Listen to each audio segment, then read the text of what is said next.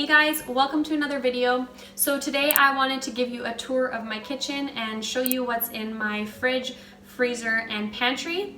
And if you've been following my videos, you know that I follow a whole foods plant-based diet. And I also really like meal prepping. So once a week, I will make a huge super stew, a salad, and a nut-based salad dressing that will last me 4 to 5 days. And I'll also chop up a bunch of veggies. But I have not done any of that, so this will give you a better idea of what I buy from the grocery store. And yeah, so let's get started. Okay, so we'll start with the fridge. So at the top of the fridge, I just have some coronation grapes, some mushrooms, and some cherry tomatoes. And then the second shelf, we have a big head of kale and parsley. And then I just have some coconut water, salsa, some garlic. This is super useful if you don't like chopping up garlic. Peanut butter, tahini, and almond butter. And then I also have some pitted prunes. Then we have some carrots here, some celery, and some Brussels sprouts. And then also 2 containers of organic spring mix. So in this drawer I have a whole bunch of apples and oranges. Here we have a whole bunch of bell peppers and a red cabbage. I try to eat cruciferous vegetables every day, and that is my favorite kind. Okay, so in the doors, I've just got some barbecue sauce, some mustard, some hot sauce, Dijon, which is really good in salad dressings, some chili paste, and some ginger paste. Then we've got some jalapenos, some miso paste. This is liquid smoke, and some Worcestershire in here. I don't know if I'm saying that properly, but make sure when you buy Worcestershire you get a vegan one if you are vegan, because the regular one has anchovies in it. And then this is better than bouillon. This is so good because I use it instead of vegetable broth. A lot of vegetable broth contains oil, but if you just mix a teaspoon of this with water, you pretty much have veggie broth. Okay, in this side of the door, I've just got ketchup and lemon juice. I know that real lemons are better, but I don't use this very often, just like in some recipes. Maple syrup, almond milk, some jam, some Bragg's liquid soy sauce, capers, and some coconut aminos. And then down here I've got hemp seeds, ground flax seeds, chia seeds, and raisins. Okay, now we'll go down to the freezer. So I'll show you what's in my freezer. All right, so I have a ton of frozen fruit, blueberries, cherries, mango, more berries. I always make sure I have frozen berries on hand. They're a good snack, plus they're good in oatmeal and good in smoothies, and they're always picked ripe, so they're really good to have. I've got some corn here. Some edamame beans are always a staple. They're so easy to make. Some mixed veggies, and I always buy frozen kale when I can, and some peas. So just lots of frozen fruits and veggies. And I know my freezer is just stocked to the brim. Okay, so we'll go to the drawer. Oh, these are this is dog food that I make, and I put them into muffin trays and freeze them. Anyway, so that's for the dog. And then I've got some frozen bread. I don't eat a lot of bread, so I keep it in the freezer. Tofu, same as well. Like, I just don't really eat tofu that often, so I keep it in the freezer. I've just got some veggie burgers here. Anytime I just have extra of a can or something, I throw it in the freezer, so that's what that is, homemade Parmesan. And then back here I do have some frozen veggie ground, some breadcrumbs. That's just stuff I don't eat very often, so I just keep it in the freezer, keeps it fresh. That's my freezer. Okay, so over here I've just got a bunch of fruit. Fruit is the best snack to have. I'm always making sure my kitchen is stocked with fruit. Okay, I will show you my spice drawer right here. So I have a lot of spices, but the ones that I use the most often would be garlic and onion powder, also chili powder, and smoked paprika and cumin.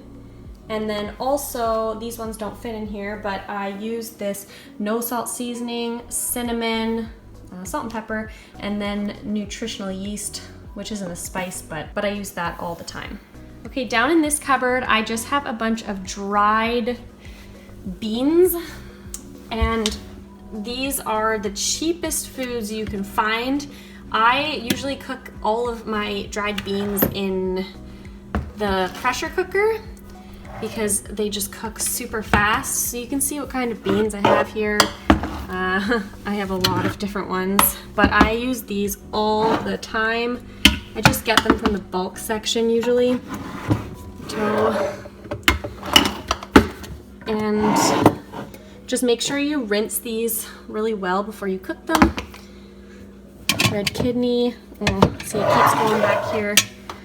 Oh, I also forgot about this spice. I use garam masala quite often. I just keep that down here. It just doesn't fit in my spice drawer.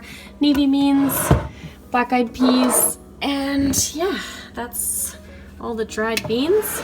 Okay, down in this drawer, I've got just a bunch of tea. I drink tea every single day, all the time. It keeps me nice and warm. And then in this drawer, I've got just all the cans of stuff. I've got lots of beans in here. It's good to keep beans on hand if you don't want to wait, 20, 30 minutes for your pressure cooker, or a few hours if you don't have a pressure cooker. Lots of tomato paste, diced tomatoes right here. Let's see what else we have in here. Oh, coconut milk. Use that in my cooking quite a bit.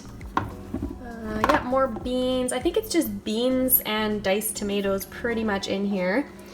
I try to make my own pasta sauces because I cannot find any pasta sauces that don't have oil in them. So yeah, that's just cans of beans and tomatoes.